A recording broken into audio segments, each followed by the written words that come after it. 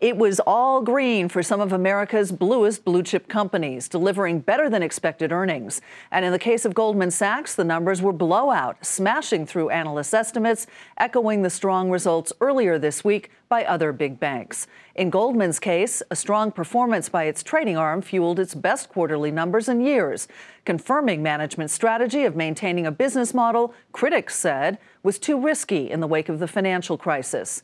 Investors, however, were expecting those strong numbers, and after a recent run-up in the stock, they sold shares, sending the stock slightly lower. Mary Thompson reports. While still below the record results put up in the midst of the financial crisis, Goldman Sachs' first quarter numbers packed a punch. I actually thought that the results were quite impressive. The New York-based bank posting its highest quarterly revenue in 4 years, its highest quarterly profit in 5. Thanks to strong performances in its trading businesses, which generated half of the bank's more than $10 billion in revenue. On a call, CFO Harvey Schwartz said expectations for higher rates in the U.S. and lower rates in Europe spurred clients to take action. The prospect of two of the world's largest economies implementing divergent monetary policies had a significant impact.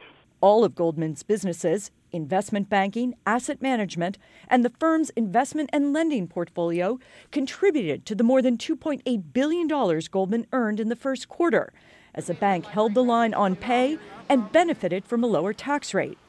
The result, an industry-leading measure of profitability known as ROE. It almost hit 15%, prompting praise from analyst Stephen Chubak, who rates Goldman a neutral. I thought it was a higher quality beat than we've seen from Goldman this go-around versus more recent quarters. Now, many saw this quarter as vindicating management's decision after the financial crisis to basically stick to its knitting. Unlike other rivals, Goldman didn't abandon riskier core trading business and bulk up on steadier businesses like asset management, something some critics believe they had to do. However, as Chubak told CNBC, one quarter does not make a trend, and Goldman's earnings, while strong in the first quarter, could still be volatile because of those businesses.